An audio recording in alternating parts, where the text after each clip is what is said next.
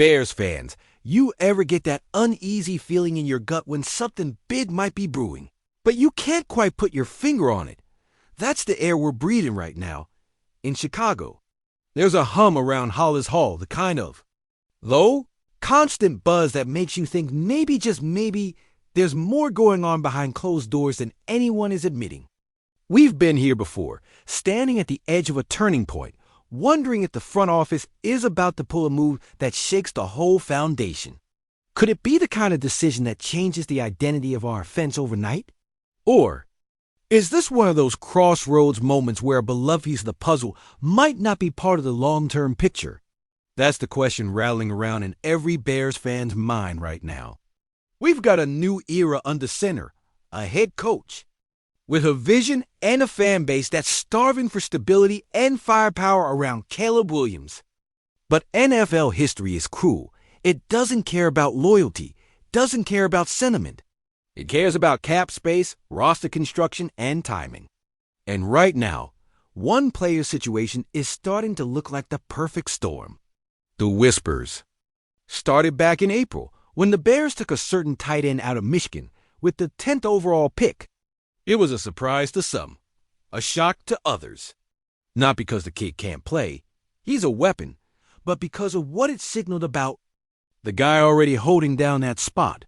It wasn't long before trade chatter started bubbling, the kind that never really dies once it's been unleashed. On paper, this offense could absolutely run with two tight ends.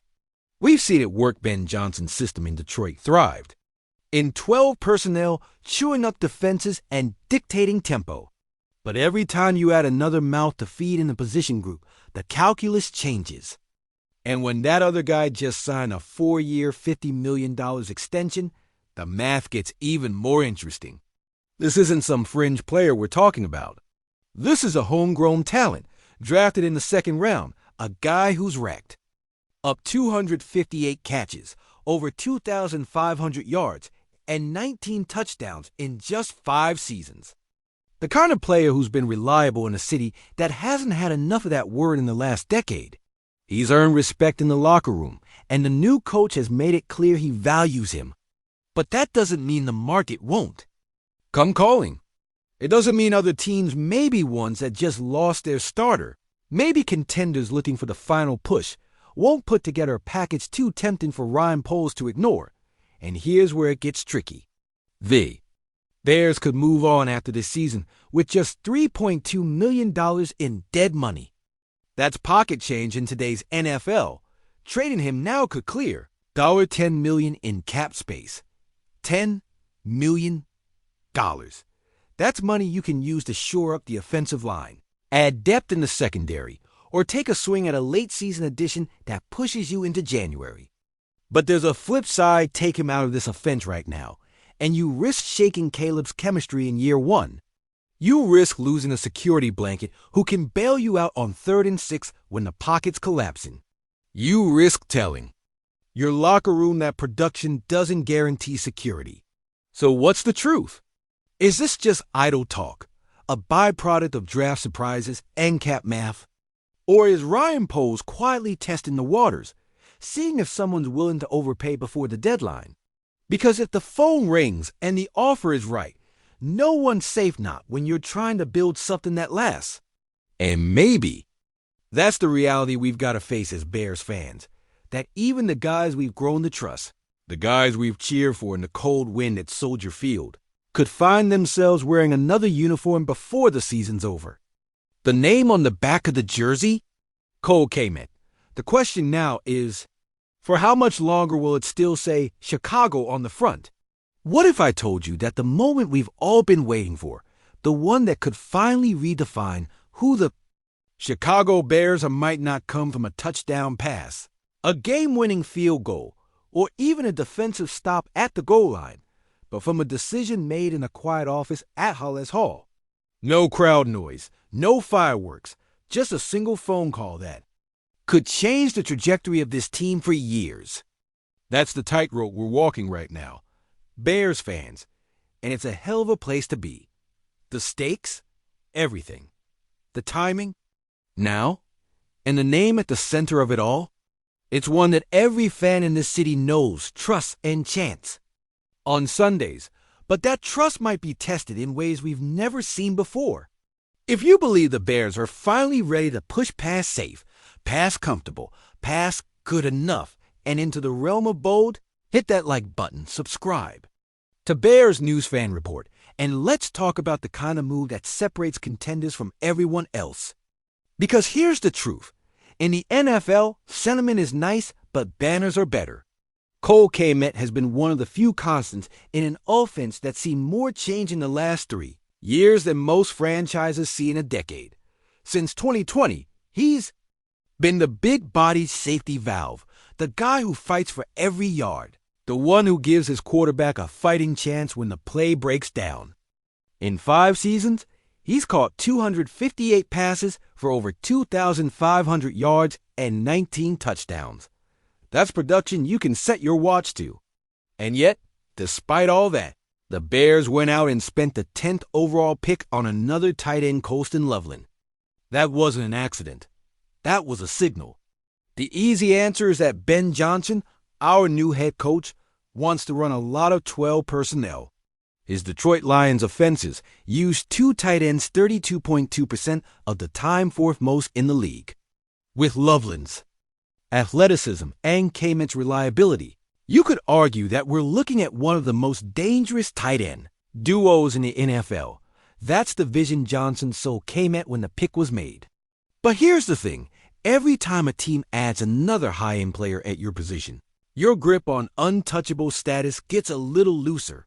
And when your contract can be moved after the season with only $3.2 million in dead money, the whispers start. When moving you could free up $10 million in cap space, those whispers get louder. That money isn't just a number, it's a weapon. $10 million can be the difference between signing a Pro Bowl guard to protect Caleb Williams or watching him take another unnecessary hit. It could be the cornerback depth we've been craving for years, or the veteran pass rusher who changes our playoff destiny. Ryan Poles knows this. He's not afraid to move a piece if it means the whole picture looks better in the end. And that's why this conversation isn't going away, no matter how many times Johnson says Kmet is part of the plan. Think about the shockwaves this would send through the locker room. Trading Kmet mid-season would be like flipping the table in the middle of a poker hand. It tells every player that this team isn't just talking about winning, it's willing to sacrifice comfort for it. That can inspire, or it can shake confidence. Championship teams often walk that razor's edge, and we'd be taking a step onto it. The timing is everything. If a contending team loses their starting tight end to injury, Kmet instantly becomes the most attractive plug-and-play option on the market. He's durable, experienced, and already proven in big moments. That demand could push his trade value to a point where saying no would be malpractice. Imagine a team offering a high draft pick and a depth player we need right now do. You turn that down for the sake of stability, or do you roll the dice on the future? And yet, the risk is just as real. Caleb Williams is in his rookie year, learning the speed and complexity of NFL defenses. Having a target like Kmet, a guy who understands spacing, who can win contested catches, who can adjust mid-route makes that learning curve less steep. Take that away, and you're asking Caleb to climb a mountain with fewer tools. That's not something you do lightly. But maybe this is exactly the kind of test that defines a franchise. Look around the league at teams that made bold, unpopular moves and came out stronger for it. The Eagles moved on from stars before their decline and turned the assets into Super Bowl runs. The Chiefs traded Tyreek Hill, retooled their offense, and kept winning rings. The Bears haven't been that kind of team in decades, but this new regime under Poles and Johnson has shown it's not afraid to think differently. So where does that leave us? Staring at a clock that's ticking toward the November 5th trade deadline, knowing that every snap between now and then could tip the scales one way or the other. If Kmet stays, we could see an offense that finally lives up to its potential with 2 tight ends wrecking defensive game plans. If he goes, we might be watching the birth of a more balanced, more dangerous roster at the cost of one of our most trusted weapons. And here's the part no one wants to admit. Both paths could lead to winning, and both could lead to regret. That's the razor's edge of NFL decision-making. One path keeps us whole in the short term. The other might just open the door to something bigger than we've dared to dream in years. The question, Bears fans, is whether we're ready to pay the price for that dream, and whether, when the smoke clears, we'll see it as the move that made us or the one that broke us.